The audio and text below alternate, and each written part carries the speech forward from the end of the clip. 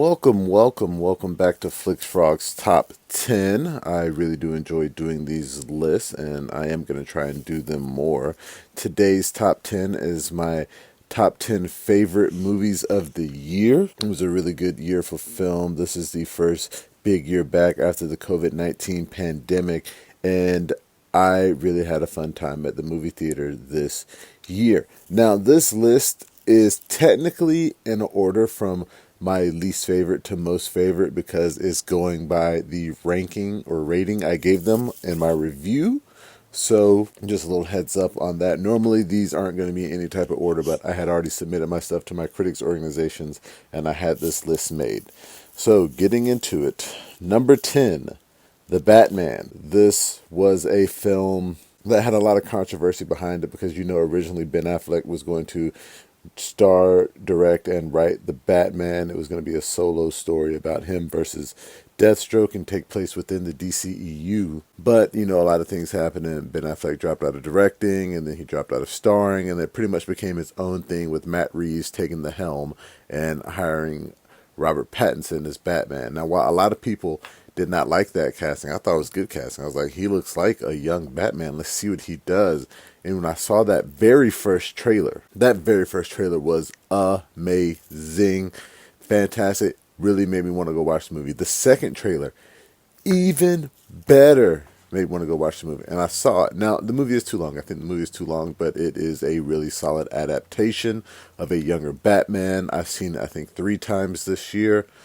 Thoroughly enjoyed. Number 9, Prey.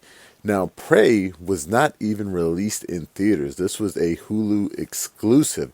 And the reason for that being, if Disney did release it in theaters, it was a Fox property and, Disney bought Fox. So if Disney released Prey in theaters, I think the streaming rights immediately would have went to HBO Max.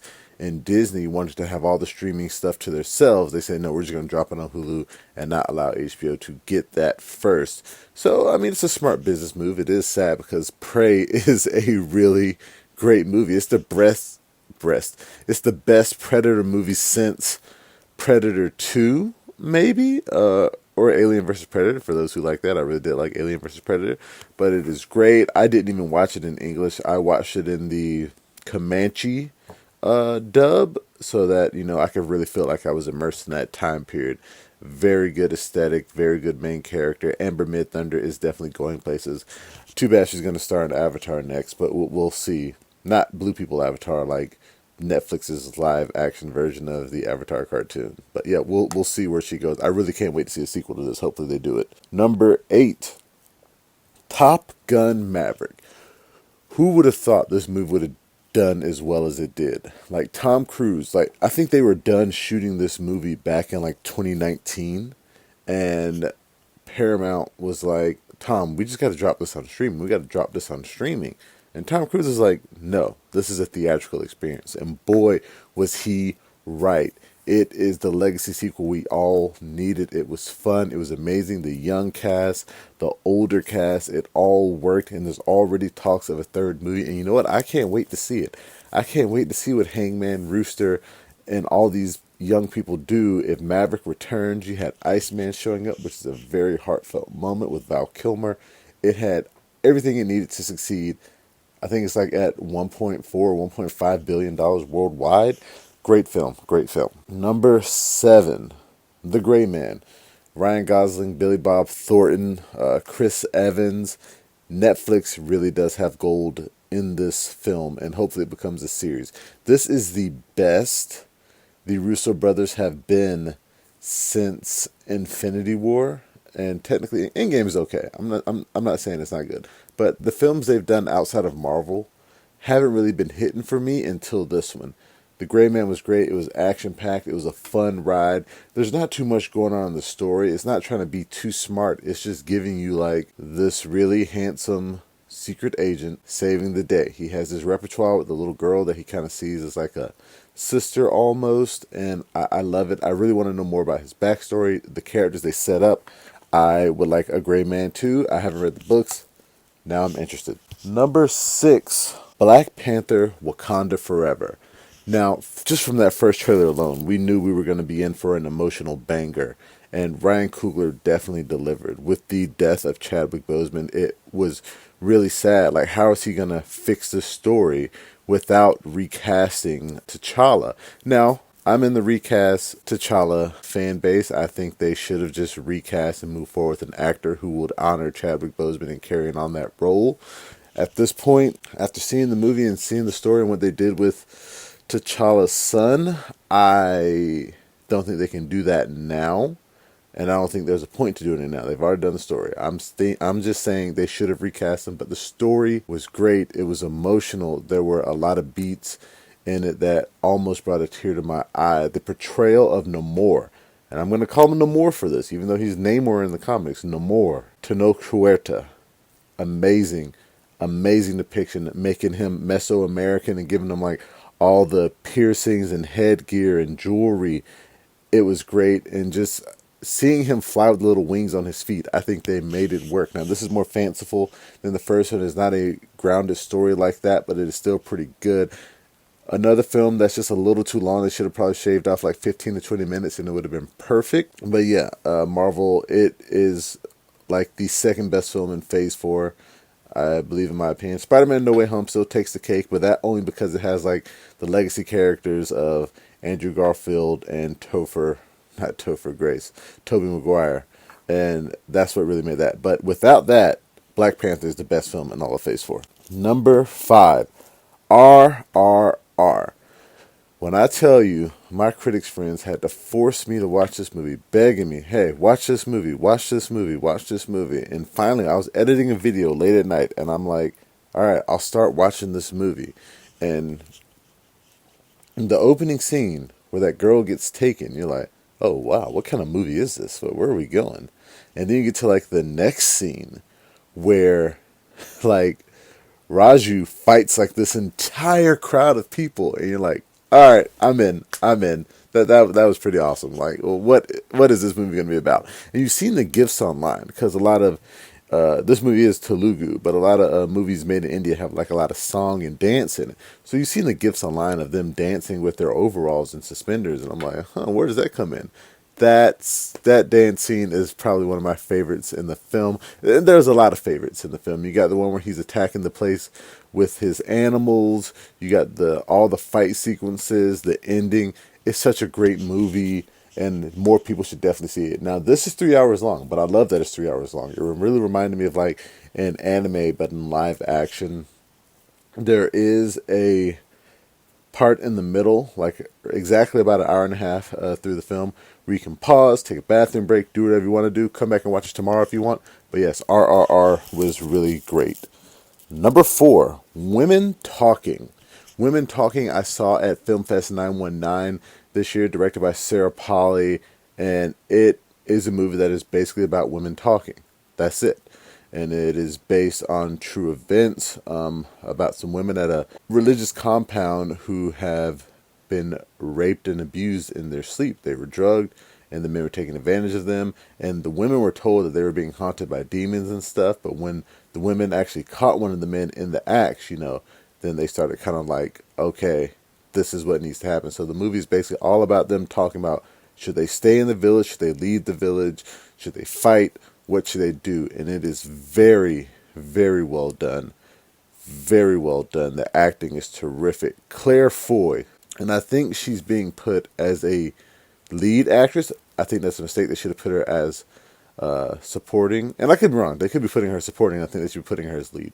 Whatever. Amazing. She may win the Oscar. She was just so good, but she has a lot of competition going up against.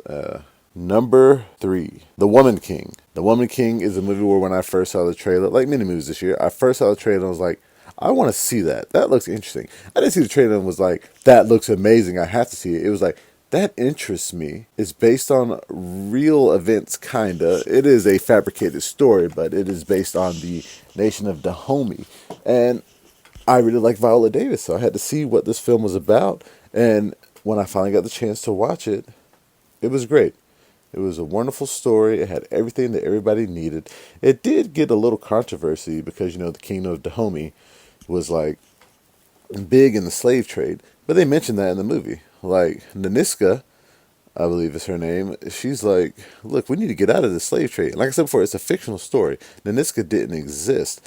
The Hoji, the female warriors, they did exist, but the exact person who's leading them in this film didn't exist. But she's like, we need to get out of the slave trade. We need to just sell palm oil and stuff like that. That is what the movie is. It is a retrospective look at what this nation should have done at a time of strife. And people getting upset about it. It's like, you might as well get upset at every World War II movie about America winning the war. Because yes, we won the war, but treated black people and other people really badly in America during those times. We weren't like the best heroes. And that's the thing. Not all heroes are always great. Sometimes they're just heroes. So yeah, really enjoyed that movie. Number 2, Dark Horse. Honk for Jesus, Save Your Soul. I had an opportunity to watch this film in January, and I didn't even care about it. I was like, I don't want to watch this movie, Honk for Jesus, Save Your Soul. What is that even about? It has Sterling K. Brown and Regina Hall, and I'm like, maybe one day I'll eventually watch it. When I did get the chance, boy, it is great. It is great. And the Ebo sisters, fantastic. They directed the short film, and one of them directed the actual feature-length film. Regina Hall should be Oscar nominated for this role. Sterling K. Brown was great. It's a mockumentary about like the fall of this megachurch, and it is funny. It made me laugh. I know a lot of people who didn't like it. I don't understand that, but I thought it was wonderful. It's definitely a fun watch, especially if you grew up going to a Southern black church. It is something you can enjoy. The Nuck If You Buck scene is one of the funniest scenes in all of film this year, and maybe of all time. It was a great film.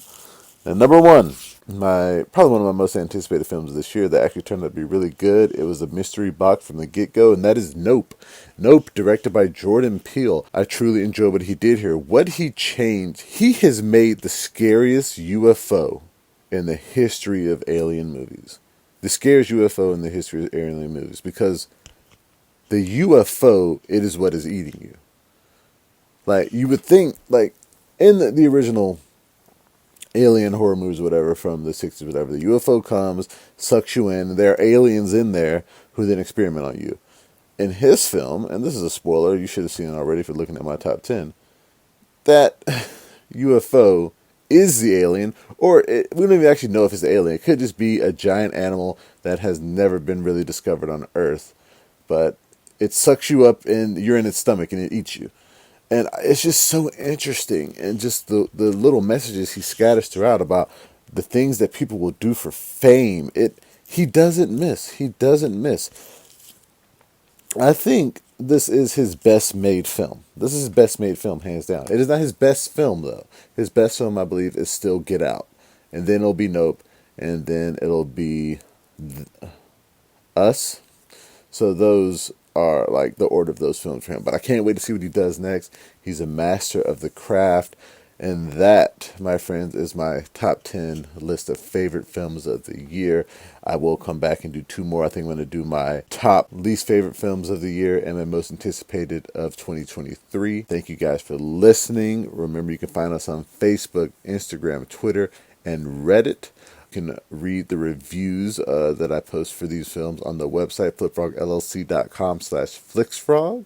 And please, pretty please, make sure that you like, share, and subscribe to the YouTube channel, the Facebook page, the website, any and every social media that we have. Make sure that you subscribe. And until next time, I'll be seeing you.